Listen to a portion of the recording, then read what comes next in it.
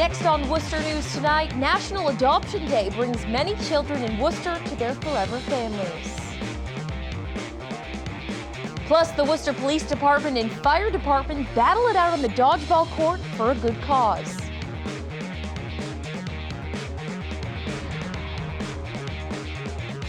Good evening and thanks for joining us. I'm Anna Botari. Two local departments who usually work together went head-to-head tonight in a dodgeball match. They put their friendly rivalry on the line to kick off a major fundraising event for the United Way, which helps to support thousands of kids in the city each year.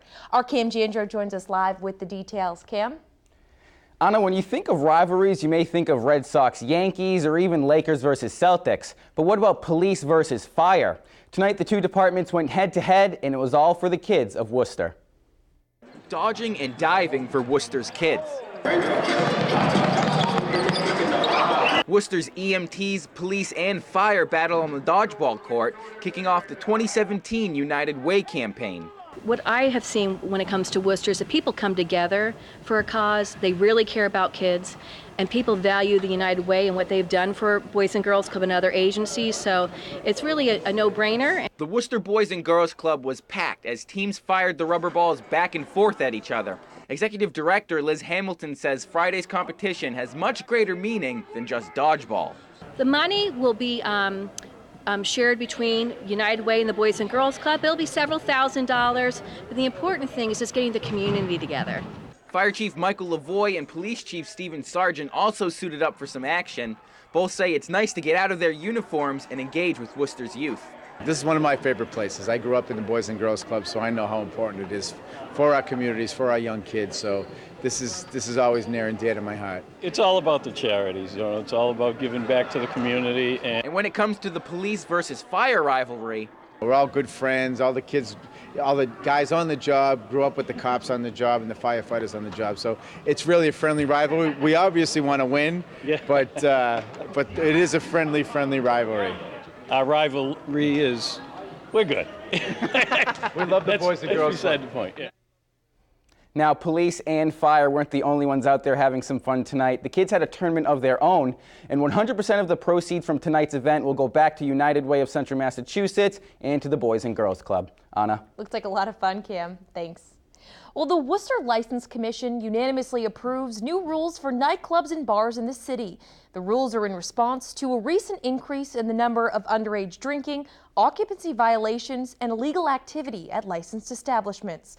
Some of the rules include making sure the businesses have a set number of crowd managers who are also responsible to do building safety checks, make sure there's enough security personnel who have completed background checks, ensuring measures are in place so there's no underage drinking, and the License Commission and the Worcester Police Department must be informed of any promoted events 2 weeks in advance.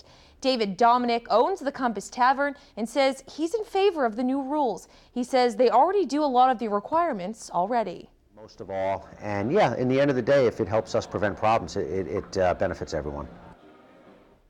The city says these practices at licensed liquor establishments will ensure a vibrant and safe nightlife by reducing underage drinking and illegal activity. Tonight in Leicester, a group of children and adults attended an active shooter survival workshop. The goal, to prepare people if they're ever faced with this kind of dangerous situation. The event was held at Guerrera's Gymnastics. Tonight they offered free active shooting response and survival training to the public. Instructor UMAR ARRASTIA is a combat veteran with 36 years of martial art experience. ARRASTIA went over the 3 basics when faced with an active shooter: run, hide, or fight. He says his goal is to teach as many people as possible what to do so they can not only save themselves, but possibly others. Cover. Just know you're taking cover. Try and find something. Unfortunate, but it's imperative in this modern world that we train as many people, young people and adults, in how to respond to an active shooter or a mass attack event. Every year we do it in schools. We do fire drills, we do bus escape drills, and schools are starting to do active shooter response drills. But we're having attacks in the workplace, we're having attacks in public areas, and we're having attack in the healthcare industry. Everyone needs to know. ARRASTIA says he plans on having more of these workshops in the future.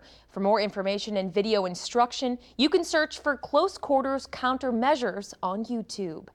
The local judge's daughter, whose arrest sparked a state police scandal, faced a judge today. Allie Bebo pleaded guilty to drunk driving and negligent operation charges. She was sentenced to probation. Bebo was arrested last month after a traffic crash. Two troopers say they were ordered by superiors to alter their report. They say they were forced to delete references Bebo allegedly made about performing sex acts to support her drug habit. The head of the state police has since retired. Bebo's father is a judge at Dudley District Court. A GoFundMe page aims to help for the funeral for two aspiring rappers from Worcester. The men were murdered in Atlanta earlier this week. Friends gathered around a memorial Friday to share their thoughts about the young men. Ewell Yanona and Giovanni Diaz were shot at the Masquerade Club in Atlanta Sunday night. This video shows the men dancing earlier in the evening. Friends describe the two as great people.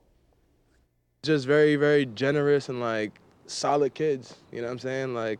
And I speak from that, from having fun with them and being on tour and waking up, brushing our teeth outside type of lifestyle, you know what I mean? So it hurts that he's gone, but he will live forever. Really ready to take over in a way. We just got this house in Atlanta. We just wanted to have a spot for people to come through and just give it a shot, you know what I'm saying? Get them out the city of Worcester and just give them opportunity and see what it's like. So 23-year-old Jonathan Bautista is charged with 2 counts of murder. A motive for the murder is not yet known, but police say he did not know the victims. Switching gears, an exciting day for more than 40 children as they're officially adopted into their forever homes. It was part of National Adoption Day. Our Rosalind Flaherty was there and has the story. Smiles and cheers surround 1.5-year-old Caleb. Friday, he made his adoption official. We've been waiting a long time for this day. His mom, Corinne, says she and her husband took him home from the hospital the day he was born. We picked up a car seat and picked him up, so it was very sudden, but it was wonderful. Caleb was one of 48 children adopted at the Worcester courthouse as part of National Adoption Day. 3-year-old Robbie is now Michelle and Peter Ouellette's first child together. Michelle has kids from a previous marriage, and Peter says he always wanted to be a dad. So many kids here that need families and they're great kids, and we started talking and we explored a lot of different options, and we decided to go through DCF. We always wanted to do something kind of greater than ourselves, and this is a great way for us to do it. Meanwhile, Caleb's family is not new to the adoption process. His mom says after years of trying to start a family, they adopted their daughter Gianna 2 years ago. I can't even imagine my life without them. She says though at times tough, it's a wonderful journey, and she wouldn't trade it for anything. They are meant for us. We know that. The fact that we were approved as an awaiting family hours before he needed a forever home is amazing. Rosalind Flaherty, Worcester News Tonight. If you're traveling next week for the Thanksgiving holiday, you won't be alone on the roadways. AAA is predicting a 12-year high for the amount of drivers hitting the roads. Close to 1 million drivers are expected in Massachusetts alone.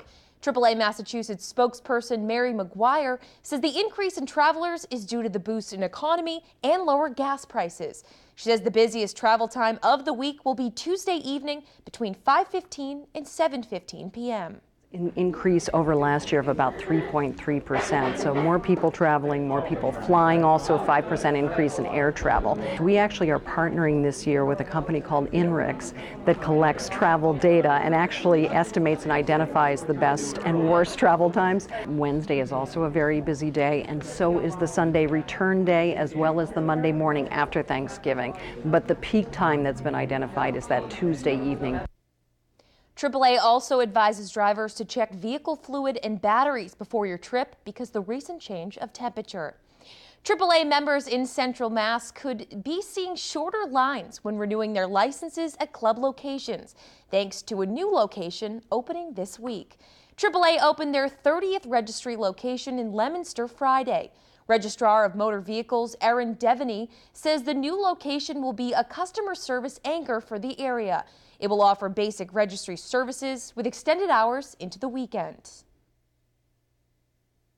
The AAA partnership started in 2009, and within 2 years of the Baker-Polito administration, the registry, through this partnership, has more than doubled the number of service locations we offer to our customers to do license renewals, registration renewals, and duplicate services. So it is a way that your AAA membership gets you not only that customer service, but registry convenience. Devaney says the Worcester Registry location was one of the first to open, and it is consistently one of the busiest locations in this state.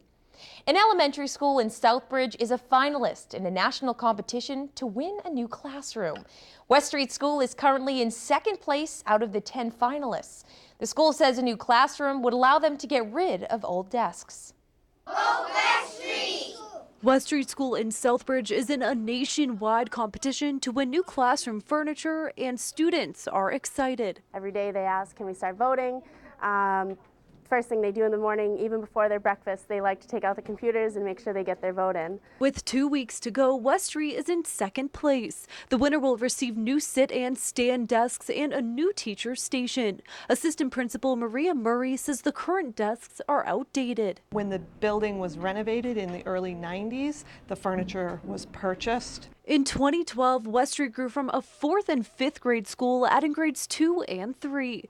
Principal Kathleen Cipher says there can be problems with the current desks. Some of our 4th and 5th graders are much bigger than 4th and 5th graders were 20 years ago, so some of the desks aren't even appropriate sizes for them as is, and then also for our smaller children, the desks are either too big or there's a real need for flexible seating. Cipher says winning the contest would be the only way to get new classroom furniture. It's the desks, the tables, chairs, things like that that aren't in our capital budget, and we don't predict them being there anytime soon. 4th grade teacher Justine McKinnon sent in the submission and says her classroom wouldn't be a finalist without the help of her students. The kids have just got so involved with it. They've been spreading the word to their families, and they're a big reason why this has become so well known and why we're working so hard to win it. Brittany Schaefer, Worcester.